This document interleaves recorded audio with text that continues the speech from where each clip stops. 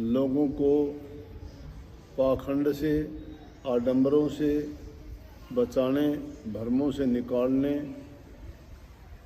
और भक्ति का सच्चा स्वरूप दिखा के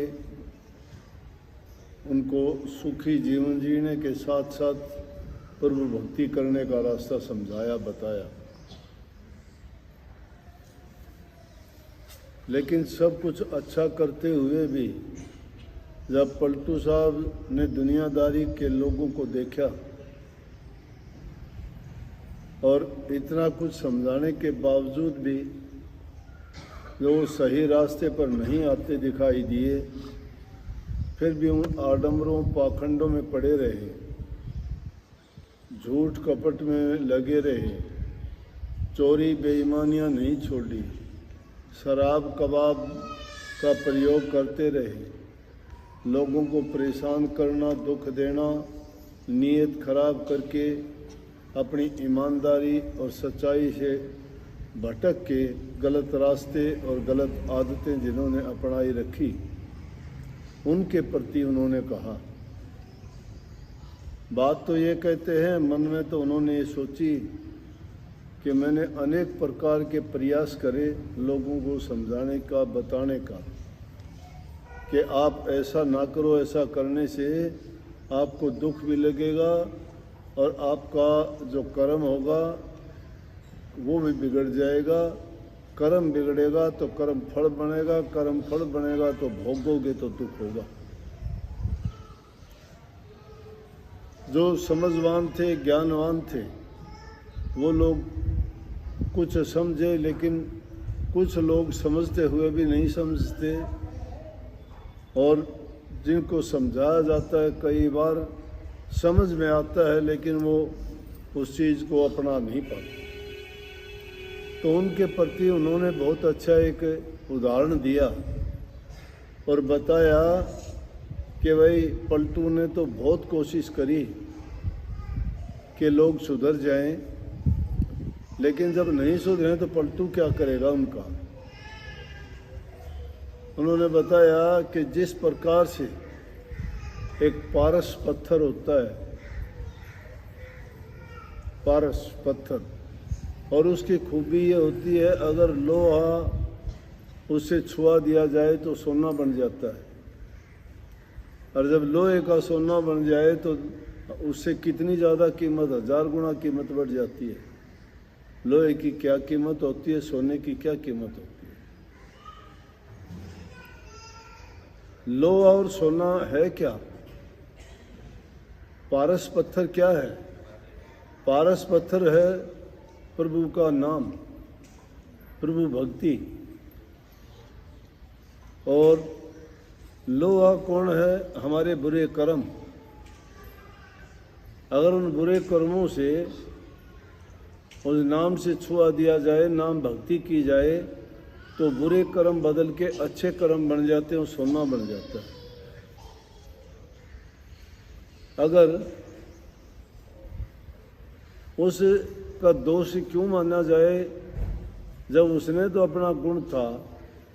अगर लोहे में खोट हो तो सोना कैसे बनेगा?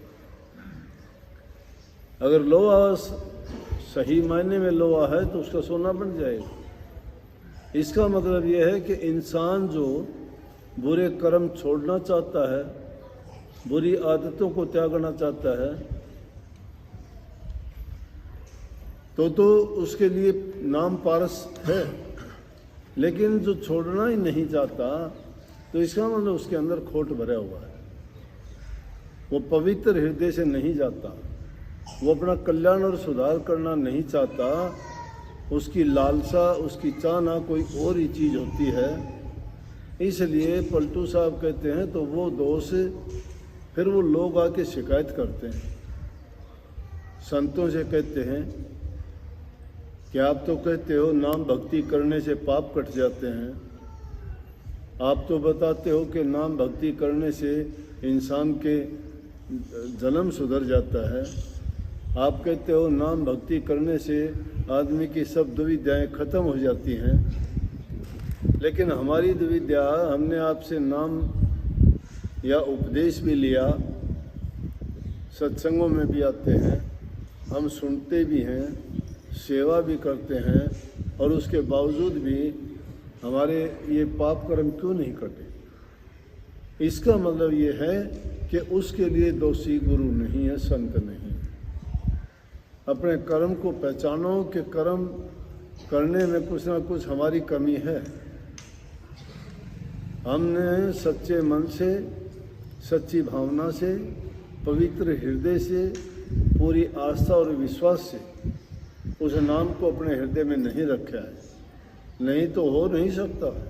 संत वचन पलटे नहीं, पलट जाए ब्रह्मंड, रवि का तेज घटे नहीं, चाहे जुड़ाए घमंड। बादल कितने भी आके सूर्य को ढक लें, लेकिन अंधेरा नहीं कर सकते।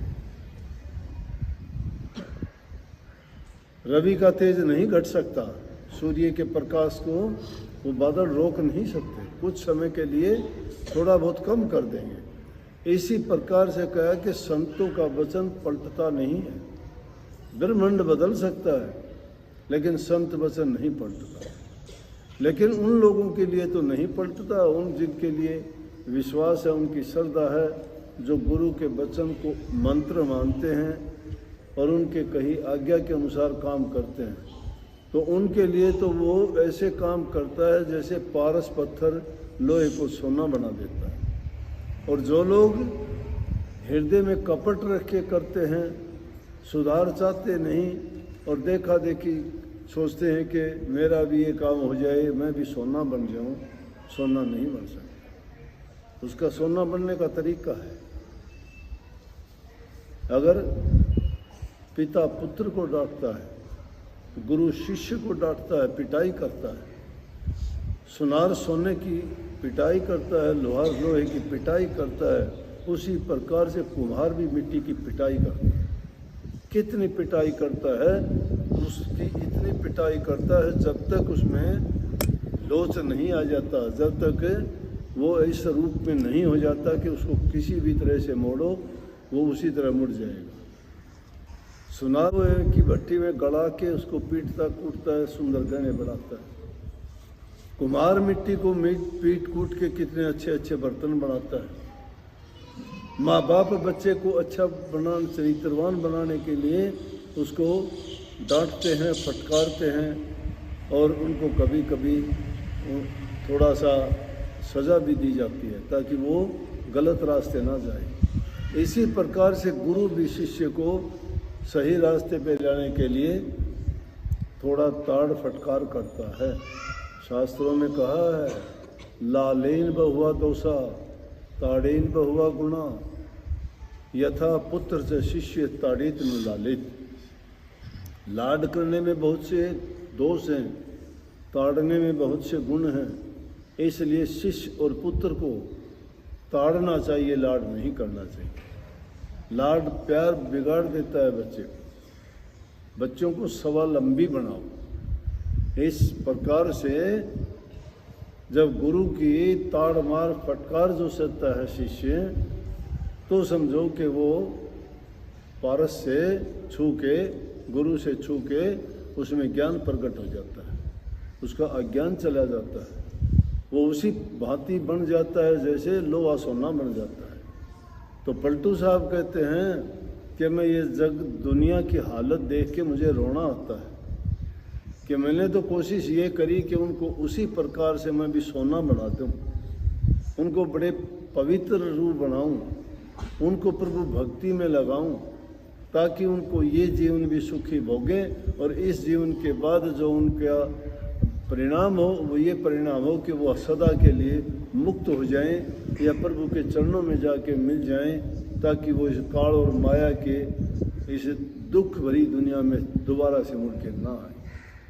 लेकिन ऐसी हालत देख के पलटू साहब कहते मुझे रोना आता है कि मैंने तो इतना प्रयास किया, मैंने बिना कोई परवाह किए उनके सुधार के लिए, उनके हित के लिए, उनके कल्याण के लिए, उनकी भलाई के लिए, उनके हित के लिए मैंने कितने कितने उनको समझाने का प्रयास किया, लेकिन इसके बावजूद भी जो सुधरना नहीं चाहते, तो पलटू कहता मुझे भी बड़ा दुख होता है। इसलिए कहता है कि पलटू साहब कहता है कि सतगुरु सबको देते हर लेता ना ही कोई।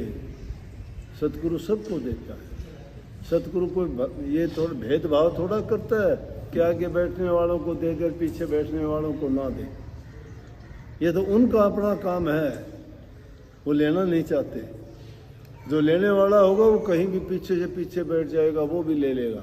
जो नहीं लेना चाहे वो रात दिन पास रहेगा तो भी वंचित रह जाएगा उस चीज़ से, क्योंकि उसकी वो भावना, उसका मन, उसके ख्याल और विचार नहीं होंगे। जिसकी ऐसी भावनाएं हैं, जिसके ऐसे विचार हैं,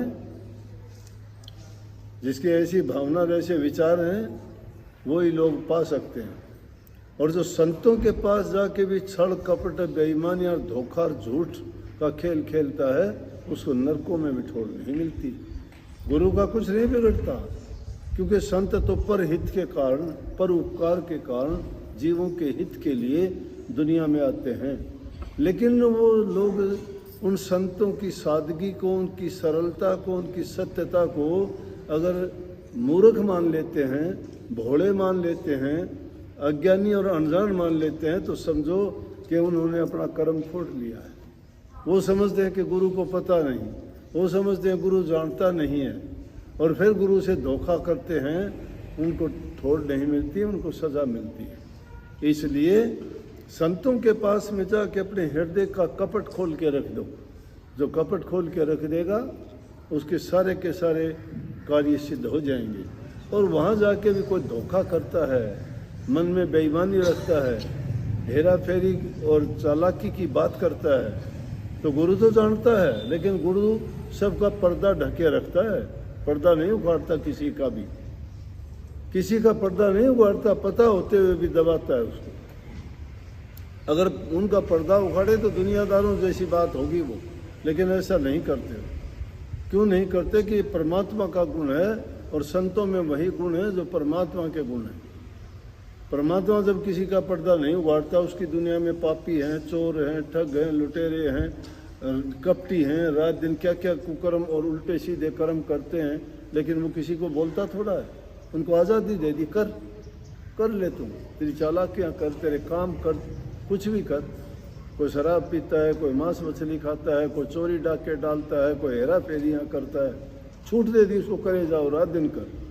लेकिन जब सज़ा मिलती है, जब फिर कहता है कि मुझे क्यों हुआ ये, फिर सवाल करता है, फिर ये याद नहीं करता कि तूने क्या किया था। इसलिए भाई संतों के पास जाके निष्कपट होके जाओ, हृदय को खोल के जाओ, उनके पास लेके जाओगे तो सतगुरु सबको देता है।